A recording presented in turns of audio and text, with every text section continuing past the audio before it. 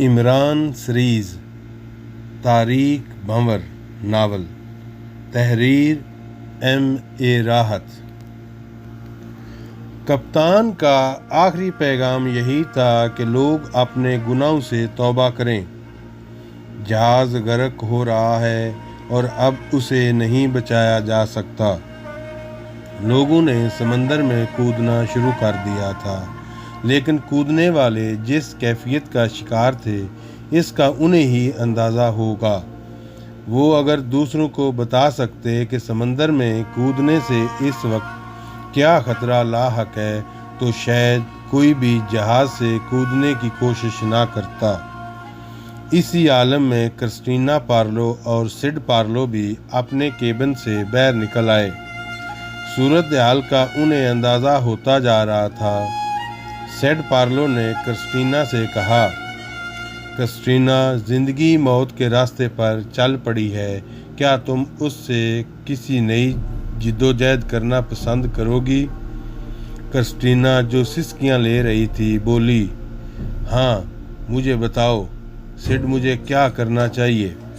تو آؤ، سڈ نے یہ کہا اور ایک انتہائی مضبوط چوڑی بیلٹ نکالی جس کا ایک سرا اس نے کرسٹینا کی کمر میں اس بری طرح کس دیا کہ کرسٹینا کو اپنا سانس رکتا ہوا محسوس ہونے لگا۔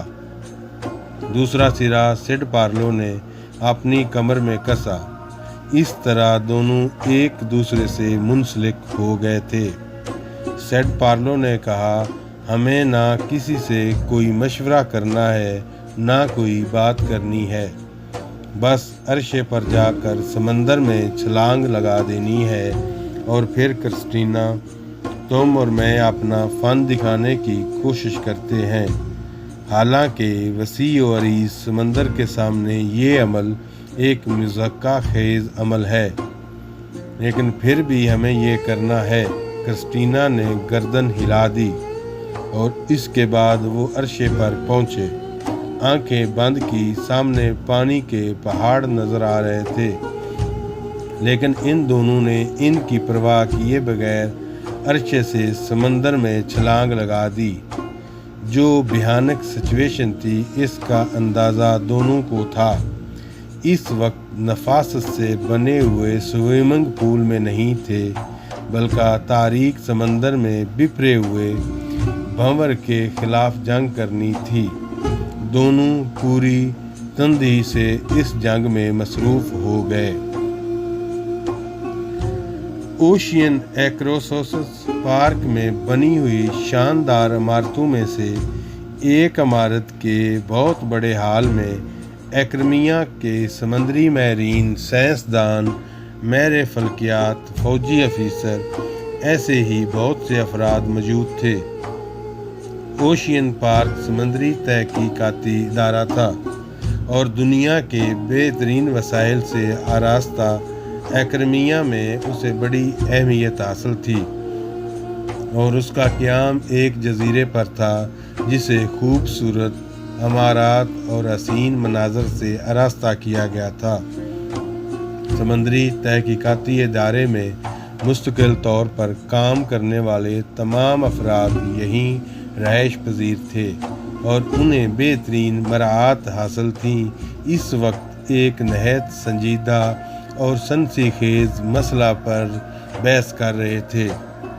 ایکرمیا کے دنیا بھر میں پھیلے ہوئے مصنوعی سیارے دن رات ایکرمیا کے سائنسی مرکز کو دنیا بھر کی تفصیلات کی رپورٹیں مہیا کرتے تھے، اور ماہرین الگ الگ ان پر ریسرچ کیا کرتے۔ سانتو الیون نے ایک سنسی خیز رپورٹ کی تصویر بھیجی تھی، اور اس وقت یہی رپورٹ اوشین پارک کے اس کانفرنس ہال میں زیر بحث تھی۔ جدید ترین پیمانے پر بڑے بڑے پروجیکٹر پر وہ فلم دکھانے کے لیے مستعد تھے جو سائنو الیون سے موصول ہوئی تھی۔ ایک بار یہ فلم دیکھی جا چکی تھی اور ماہرین اس پر اپنی رپورٹیں مرتب کر رہے تھے۔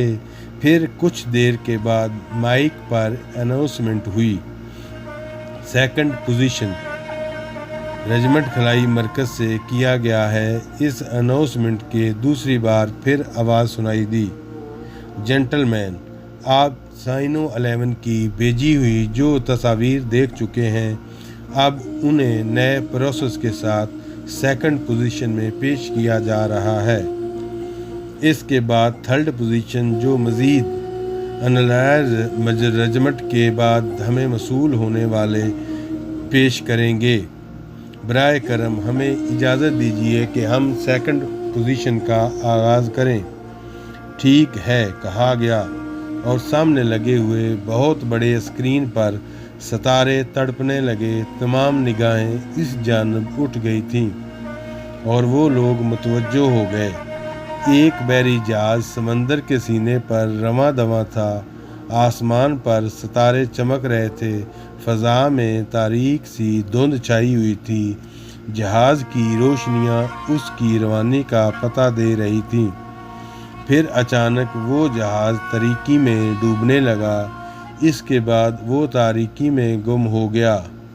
جہاز سے کچھ روشنیاں فضا میں بلند ہوئیں اور پھر خاموشی چھا گئی۔ مکمل منظر تھا جو صرف چند لمحات پردہ سمیع پر رہا اور اس کے بعد اسکرین پھر سپاٹ ہو گیا۔ وہاں موجود لوگوں کے منہ سے بنبناہٹیں نکلنے لگیں اور وہ اپنی اپنی رپورٹوں کو مرتب کرنے لگے اور مکمل خاموشی طاری رہی۔ تھوڑی دیر کے بعد خاموشی پھر ٹوٹی اور اسی اناؤنسر نے ایک بار پھر کہا، جینٹل مین، ہمیں تیسری رپورٹ بھی موصول ہو گئی ہے۔ اس کے بارے میں اندازہ ہے کہ یہ بے حد واضح ہے۔ اس سے ہمیں بہت سے اندازے حاصل ہو سکیں گے۔ چنانچہ پھر وہی عمل دہرایا جانے لگا۔ اس بار روشنی میں اس جہاز کو بآسانی دیکھا جا سکا جس پر سائکلون لسٹ سیٹ مین لکھا ہوا تھا۔ پھر وہی تمام عمل جو روشنی فضا میں بلند ہوئی تھی وہ اب بھی نمایاں تھی۔ یہ SOS کے روشنی کے سگنل تھے جو یقینی طور پر اس جہاز کی تباہی کے وقت آس پاس موجود جہازوں کو دیے گئے تھے۔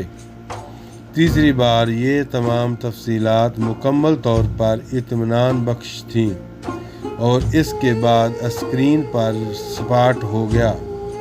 تمام لوگ اپنی اپنی رپورٹوں کو آخری شکل دینے لگے۔ کوئی 10 منٹ اس بات میں خاموشی سے صرف ہو گئے۔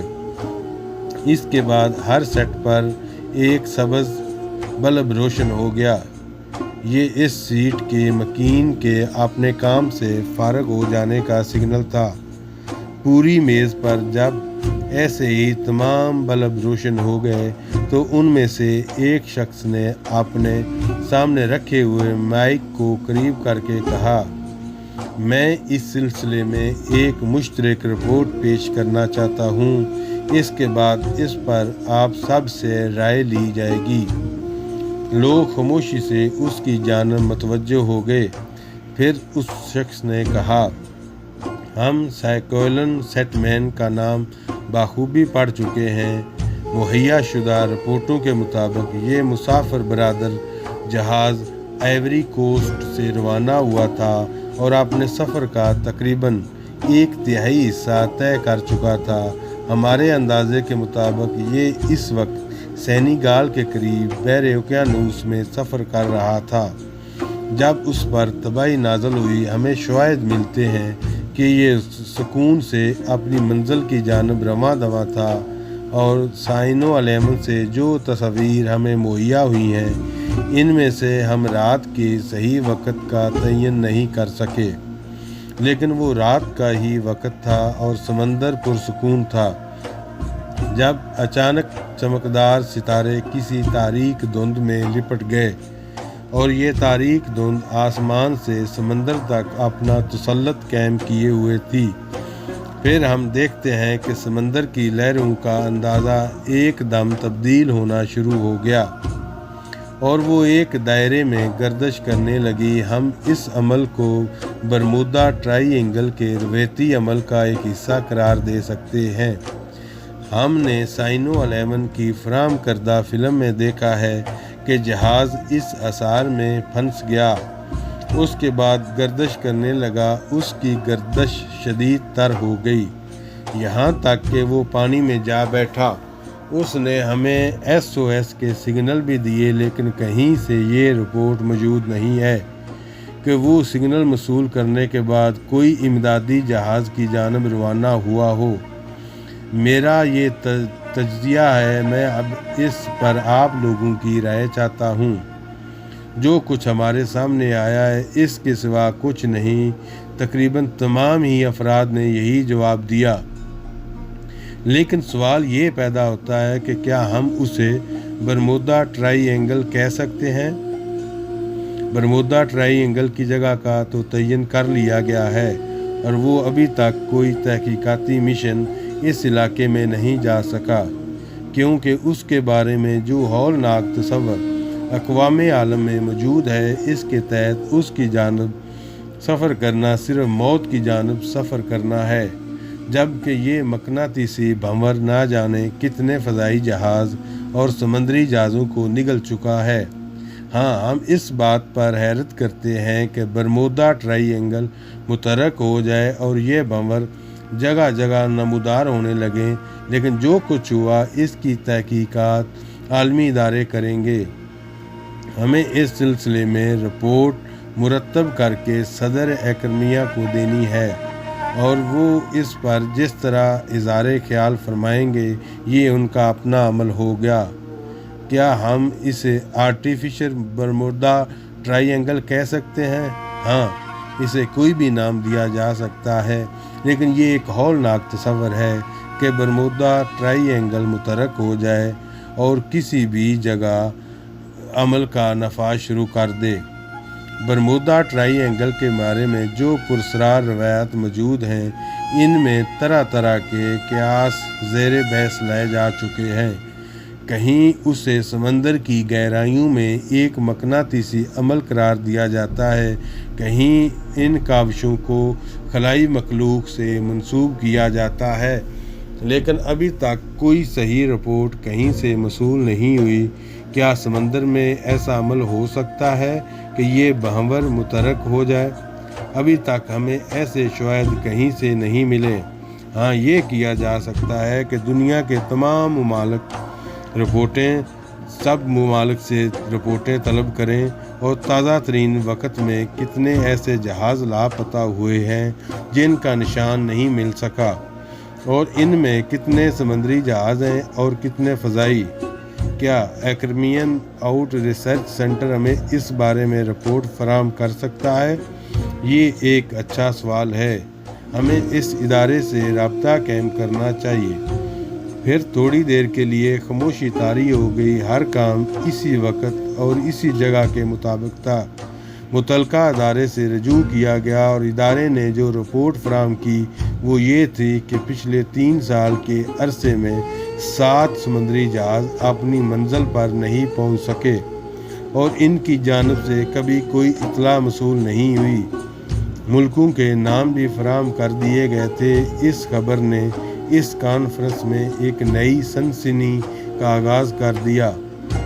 ایک بار پھر رپورٹیں مرتب کی جانے لگیں، اور ان کی تفصیل مکمل کر کے بالآخر صدر اکرمیہ کے لیے رپورٹ تیار کر لی گئی۔